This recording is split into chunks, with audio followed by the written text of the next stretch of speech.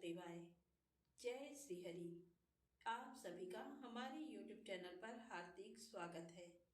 आज बृहस्पतिवार के दिन आइए सुने बृहस्पति देव की पौराणिक कथा और आरती। बृहस्पतिवार के दिन भगवान बृहस्पति की पूजा के अनेक महत्व बताए गए हैं।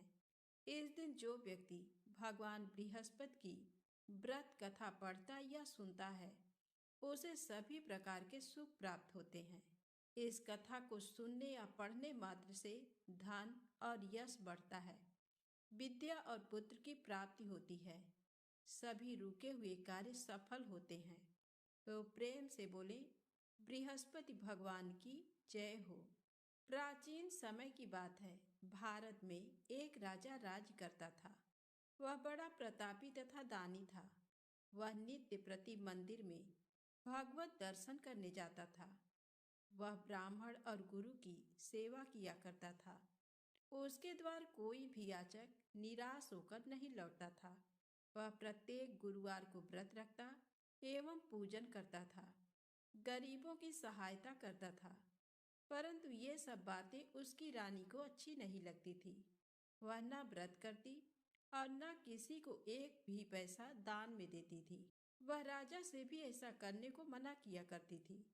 एक समय की बात है, राजा शिकार खेलने वन को चले गए। घर पर रानी और दासी थी। उस समय गुरु बृहस्पति साधु का रूप धारण कर राजा के दरवाजे पर भिक्षा मांगने आए। साधु ने रानी से भिक्षा मांगी तो वह कहने लगी, हे साधु महाराज, मैं इस दान और पुण्य से तंग आ गई हूँ। इस कार्य के लिए तो मेरे पतिदेव ही बहुत हैं। अब आप ऐसी कृपा करें कि सारा धन नष्ट हो जाए तथा मैं आराम से रह सकूं। साधु रूपी बृहस्पति देव ने कहा, हे देवी, तुम बड़ी विचित्र हो। संतान और धन से कोई दुखी नहीं होता, इसको सभी चाहते हैं। पापी भी पुत्र और धन की इच्छा करता है। अगर तुम्हारे पास धन अधिक है तो भूखे मनुष्यों को भोजन कराओ, प्याऊ लगवाओ, ब्राह्मणों को दान दो, धर्मशालाएं बनवाओ, कुआं, तालाब, बावड़ी, बाग बगीचे आदि का निर्माण कराओ तथा निर्धनों की कुंवारी कन्याओं का विवाह कराओ, साथ ही यज्ञ आदि करो। इस प्रकार के कर्मों से आपके कुल का और आपका नाम परलोक में भी सार्थक होगा एवं तुम्हें भी स्वर्ग की प्राप्ति होगी। परंतु रानी साधु की इन बातों से खुश नहीं हुई। उसने कहा, हे साधु महाराज, मुझे ऐसे धन की आवश्यकता नहीं जिसको मैं अन्य लोगों को दान देती फिरूं तथा जिसको रखने और संभालने में ही मेरा सारा समय नष्ट हो जाए।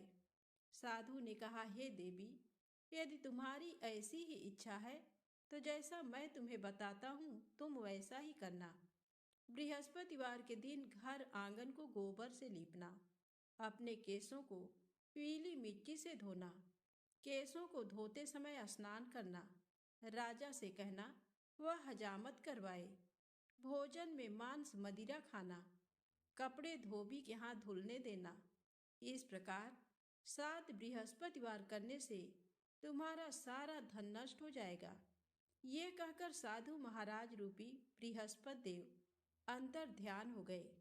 रानी ने साधु के कहने के अनुसार 7 बृहस्पतिवार तक वैसा ही करने का विचार किया। साधु के बताए अनुसार कार्य करते हुए केवल 3 बृहस्पतिवार ही बीते थे कि उसकी समस्त धन संपत्ति नष्ट हो गई। भोजन के लिए दोनों समय परिवार तरसने लगा तथा सांसारिक भोगों से दुखी रहने लगा। तब राजा रानी से कहने लगा कि हे रानी, तुम यहाँ पर रहो, मैं दूसरे देश को जाता हूँ, क्योंकि यहाँ पर मुझे सभी मनुष्य जानते हैं, इसलिए मैं यहाँ पर कोई काम नहीं कर सकता। मैं अब परदेश जा रहा हूँ, वहाँ कोई काम धंधा करूँगा, शायद हमारे भाग्य बदल जाए। ऐसा कहकर राजा परदेश चला गया। वह वहाँ जंगल से लकड़ी काट कर लाता और शहर में बेचता। इस तरह जीवन व्यतीत करने लगा। इधर राजा के बिना रानी और दासी दुखी रहने लगी। किसी दिन भोजन मिलता और किसी दिन जल पीकर ही रह जाती। एक बार जब रानी और दासी को 7 दिन तक बिना भोजन के रहना पड़ा, तो रानी ने अपनी दासी से कहा, हे दासी, पास ही के नगर में मेरी बहन रहती है। वह बड़ी धनवान है। तू उसके पास जा और कुछ ले आ, ताकि थोड़ी बहुत गुजर बसर हो जाए। दासी रानी की बहन के पास गई। उस दिन गुरुवार था और रानी की बहन उस समय बृहस्पतिवार व्रत की कथा सुन रही थी। दासी ने रानी की बहन को अपनी रानी का संदेश दिया, लेकिन रानी की बड़ी बहन ने कोई उत्तर नहीं दिया। जब दासी को रानी की बहन से कोई उत्तर नहीं मिला, तो वह बहुत दुखी हुई और उसे क्रोध भी आया। दासी ने वापस आकर रानी को सारी बात बता दी। सुनकर रानी ने अपने भाग्य को कोसा। उधर रानी की बहन ने सोचा कि मेरी बहन की दासी आई थी, परंतु मैं उससे नहीं बोली, इससे वह बहुत दुखी हुई होगी। कथा सुनकर और पूजन समाप्त करके वह अपनी बहन के घर आई और कहने लगी, हे बहन, मैं बृहस्पतिवार का व्रत कर रही थी। तुम्हारी दासी मेरे घर आई थी, परंतु जब तक कथा होती है तब तक न तो उठते हैं और न ही बोलते हैं, इसलिए मैं नहीं बोली। कहो दासी, क्यों गई थी? रानी बोली, बहन, तुमसे क्या छिपाऊं? हमारे घर में खाने तक को अनाज नहीं था। ऐसा कहते कहते रानी की आंखें भर आईं। उसने दासी समेत पिछले 7 दिनों से भूखे रहने तक की बात अपनी बहन को विस्तार पूर्वक सुना दी। रानी की बहन बोली, देखो बहन, भगवान बृहस्पति देव सबकी मनोकामना को पूर्ण करते हैं। देखो, शायद तुम्हारे घर में अनाज रखा हो। पहले तो रानी को विश्वास नहीं हुआ, पर बहन के आग्रह करने पर उसने अपनी दासी को अंदर भेजा, तो उसे सचमुच अनाज से भरा एक घड़ा मिल गया। ये देखकर दासी को बड़ी हैरानी हुई।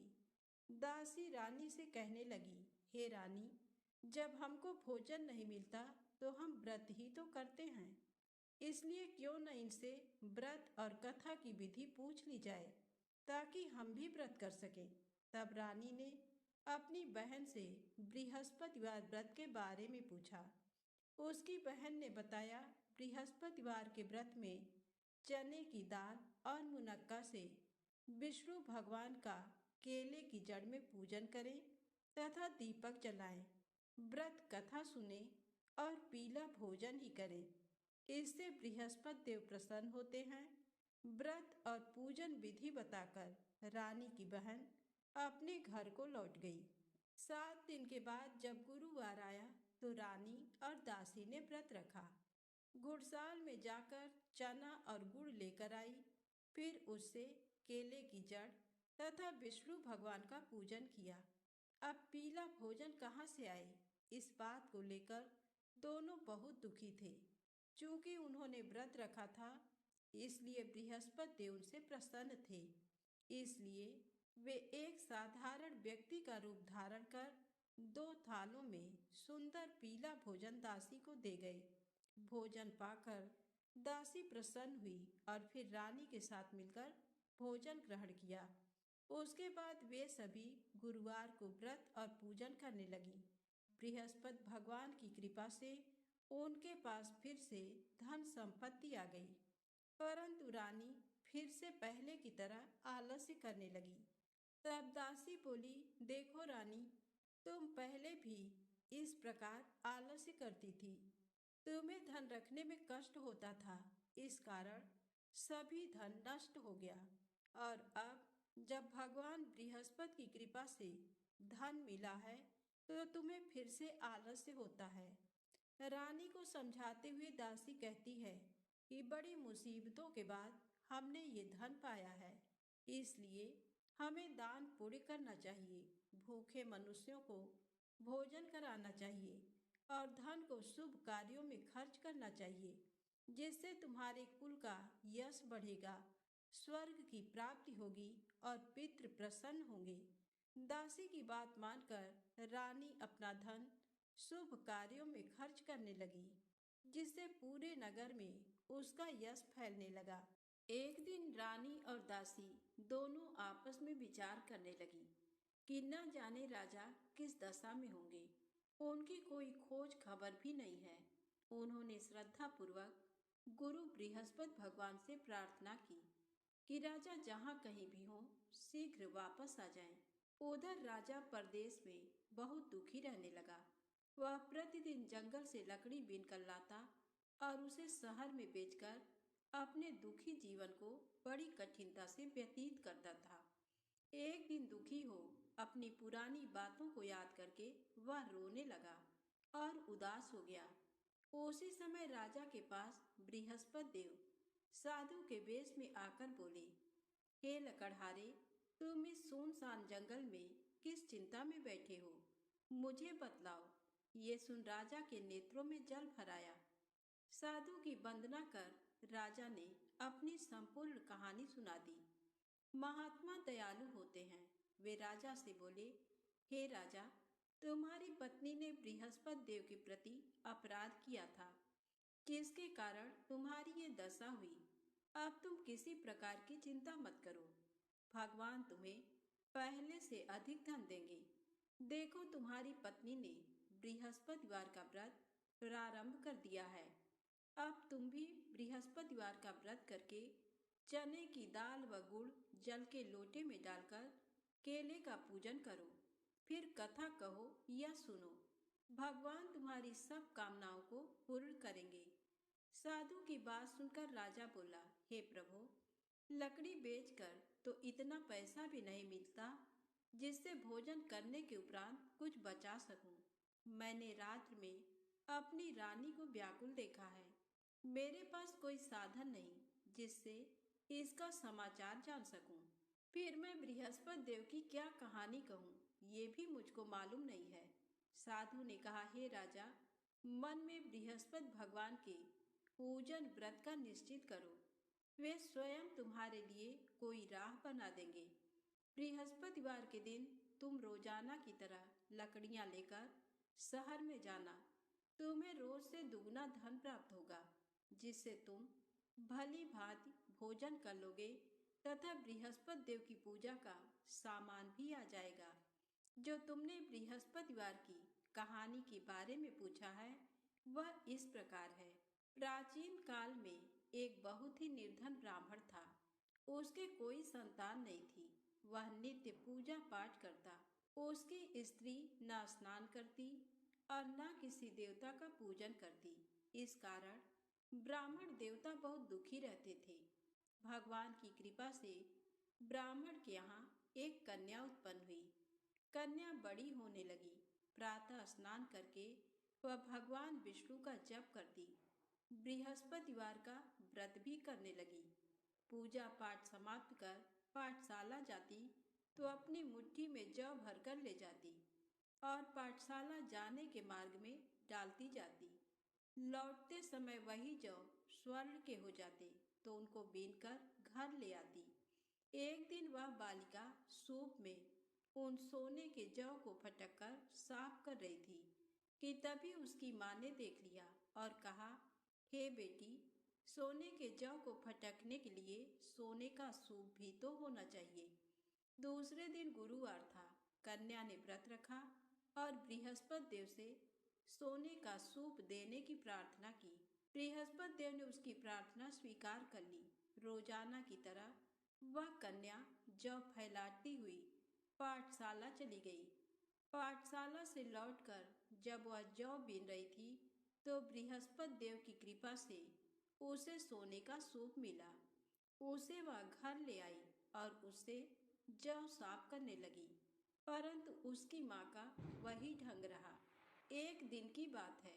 कन्या सोने के सूप में जब जौ साफ कर रही थी उस समय उस नगर का राजकुमार वहां से निकला।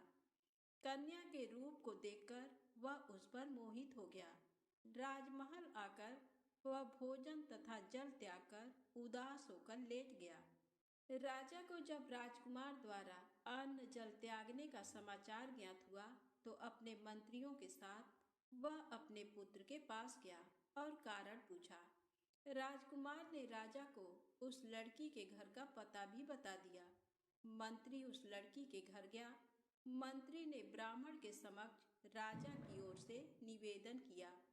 कुछ ही दिन बाद ब्राह्मण की कन्या का विवाह राजकुमार के साथ संपन्न हो गया। कन्या के घर से जाते ही ब्राह्मण के घर में पहले की भांति गरीबी का निवास हो गया। एक दिन दुखी होकर ब्राह्मण अपनी पुत्री से मिलने गए। बेटी ने पिता की अवस्था को देखा और अपनी माँ का समाचार पूछा। ब्राह्मण ने सभी हाल कह सुनाया। कन्या ने बहुत सा धन देकर अपने पिता को विदा कर दिया। लेकिन कुछ दिन बाद फिर वही हाल हो गया। ब्राह्मण फिर अपनी कन्या के यहाँ गया और सभी हाल कहा। तो पुत्री बोली, हे पिताजी, आप माता जी को यहाँ लिवा लाओ। मैं उन्हें वह विधि बता दूंगी जिससे गरीबी दूर हो जाए। ब्राह्मण देवता अपनी स्त्री को साथ लेकर अपनी पुत्री के पास राजमहल पहुँचे तो पुत्री अपनी माँ को समझाने लगी, हे माँ, तुम प्रातःकाल स्नान आदि करके विष्णु भगवान का पूजन करो तो सब दरिद्रता दूर हो जाएगी। परंतु उसकी माँ ने उसकी एक भी बात नहीं मानी। वह प्रातःकाल उठकर अपनी पुत्री के बच्चों का बचा जूठन खा लेती थी। एक दिन उसकी पुत्री को बहुत गुस्सा आया। उसने अपनी माँ को एक कोठरी में बंद कर दिया। प्रातःकाल उसने स्नान आदि करा के पूजा पाठ करवाया तो उसकी माँ की बुद्धि ठीक हो गई। इसके बाद वह नियम से पूजा पाठ करने और प्रत्येक बृहस्पतिवार को व्रत रखने लगी। इस व्रत के प्रभाव से मृत्यु के बाद वह स्वर्ग को गई। वह ब्राह्मण भी सुखपूर्वक इस लोक का सुख भोगकर स्वर्ग को प्राप्त हुआ। इस तरह कहानी कहकर साधु देवता वहां से अंतर ध्यान हो गए। धीरे धीरे समय व्यतीत होने पर फिर बृहस्पतिवार का दिन आया। राजा जंगल से लकड़ी काटकर शहर में बेचने गया। उसे उस दिन और दिनों से अधिक धन मिला। राजा ने चना गुड़ आदि लाकर बृहस्पतिवार का व्रत किया। उस दिन से उसके सभी क्लेश दूर हुए। परंतु जब अगले गुरुवार का दिन आया तो वह बृहस्पतिवार का व्रत करना भूल गया। इस कारण बृहस्पति भगवान नाराज हो गए। उस दिन उस नगर के राजा ने विशाल यज्ञ का आयोजन किया तथा शहर में ये घोषणा करा दी कि कोई भी मनुष्य अपने घर में भोजन न बनावे, न आग जलावे। समस्त जनता मेरे यहाँ भोजन करने आवे। इस आज्ञा को जो न मानेगा उसे फांसी की सजा दी जाएगी। इस तरह की घोषणा संपूर्ण नगर में करवा दी गई। राजा की आज्ञा अनुसार शहर के सभी लोग भोजन करने गए, लेकिन लकड़हारा कुछ देर से पहुंचा। इसलिए राजा उसको अपने साथ घर लिवा गए और ले जाकर भोजन करा रहे थे तो रानी की दृष्टि उस खूंटी पर पड़ी जिस पर उसका हार लटका हुआ था। वह वहां पर दिखाई नहीं दिया। रानी ने निश्चय किया कि मेरा हार इस मनुष्य ने चुरा लिया है। उसी समय सिपाहियों को बुलाकर उसको कारागार में डलवा दिया। जब लकड़हारा कारागार में पड़ गया और बहुत दुखी होकर विचार करने लगा कि न जाने कौन से पूर्व जन्म के कर्म से मुझे ये दुख प्राप्त हुआ, और उसी साधु को याद करने लगा जो कि जंगल में मिला था। उसी समय तत्काल बृहस्पति देव साधु के रूप में प्रकट हुए और उसकी दशा को देखकर कहने लगे, अरे मूर्ख, तूने बृहस्पति देव की कथा नहीं करी, इस कारण तुझे दुख प्राप्त हुआ है। अब चिंता मत कर।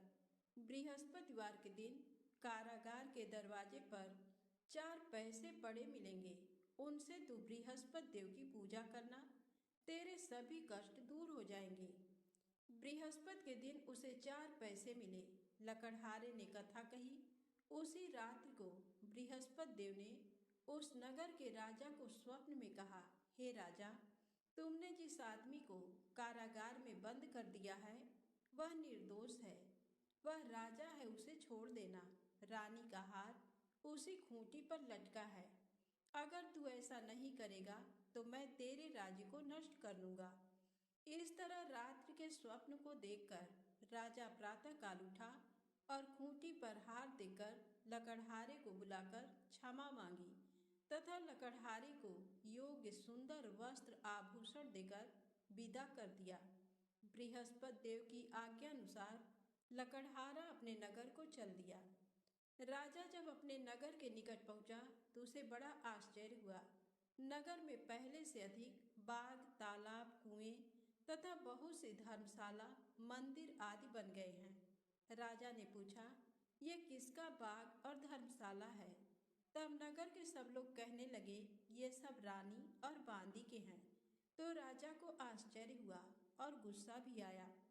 जब रानी ने ये खबर सुनी कि राजा आ रहे हैं तो उन्होंने बांदी से कहा कि हे दासी, देख राजा हमको कितनी बुरी हालत में छोड़ गए थे। हमारी ऐसी हालत देखकर वह लौट न जाएं, इसलिए तू दरवाजे पर खड़ी हो जा। आज्ञानुसार दासी दरवाजे पर खड़ी हो गई। राजा आए तो उन्हें अपने साथ लिवा लाई। तब राजा ने क्रोध करके अपनी रानी से पूछा कि ये धन तुम्हें कैसे प्राप्त हुआ है? तब उन्होंने कहा, हमें ये सब धन बृहस्पति देव के इस व्रत के प्रभाव से प्राप्त हुआ है। राजा ने निश्चय किया कि 7 रोज बाद तो सभी बृहस्पति देव का पूजन करते हैं, परंतु मैं प्रतिदिन दिन में 3 बार कहानी तथा रोज व्रत किया करूँगा। अब हर समय राजा के दुपट्टे में चने की दाल बंधी रहती तथा दिन में 3 बार कहानी कहता। एक रोज राजा ने विचार किया कि चलो अपनी बहन के यहाँ हो आवें। इस तरह निश्चय कर राजा घोड़े पर सवार हो अपनी बहन के यहाँ को चलने लगा। मार्ग में उसने देखा कि कुछ आदमी एक मुर्दे को लिए जा रहे हैं। उन्हें रोककर राजा कहने लगा, अरे भाइयों, मेरी बृहस्पति देव की कथा सुन लो। वे बोले, लो हमारा तो आदमी मर गया है, इसको अपनी कथा की पड़ी है। परंतु कुछ आदमी बोले, अच्छा कहो, हम तुम्हारी कथा भी सुनेंगे। राजा ने दाल निकाली और जब कथा आधी हुई थी कि मुर्दा हिलने लग गया, और जब कथा समाप्त हो गई तो राम राम करके मनुष्य उठकर खड़ा हो गया।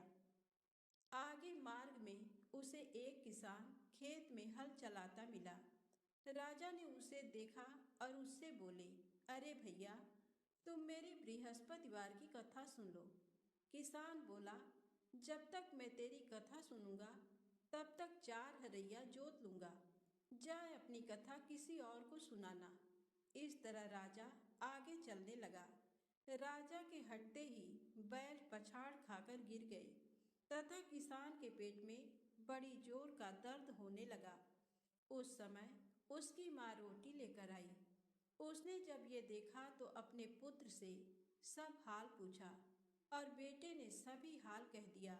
तो बुढ़िया दौड़ी दौड़ी उस घुड़सवार के पास गई और उससे बोली कि मैं तेरी कथा सुनूंगी, तू अपनी कथा मेरे खेत पर चलकर ही कहना। राजा ने बुढ़िया के खेत पर जाकर कथा कही, जिसके सुनते ही वह बैल उठ खड़े हुए तथा किसान के पेट का दर्द भी बंद हो गया। राजा अपनी बहन के घर पहुंचा। बहन ने भाई की खूब मेहमानी की। दूसरे रोज प्रातःकाल राजा जगा तो वह देखने लगा कि सब लोग भोजन कर रहे हैं। राजा ने अपनी बहन से कहा, ऐसा कोई मनुष्य है जिसने भोजन नहीं किया हो? मेरी बृहस्पतिवार की कथा सुन ले। बहन बोली, हे भैया, ये देश ऐसा ही है कि पहले यहाँ लोग भोजन करते हैं, बाद में अन्य काम करते हैं। अगर कोई पड़ोस में हो तो देख आऊं। वह ऐसा कहकर देखने चली गई, परंतु उसे कोई ऐसा व्यक्ति नहीं मिला जिसने भोजन न किया हो। अतः वह एक कुम्हार के घर गई, जिसका लड़का बीमार था। उसे मालूम हुआ कि उनके यहाँ 3 रोज से किसी ने भोजन नहीं किया है। रानी ने अपने भाई की कथा सुनने के लिए कुम्हार से कहा। वह तैयार हो गया। राजा ने जाकर बृहस्पतिवार की कथा कही, जिसको सुनकर उसका लड़का ठीक हो गया। अब तो राजा की प्रशंसा होने लगी।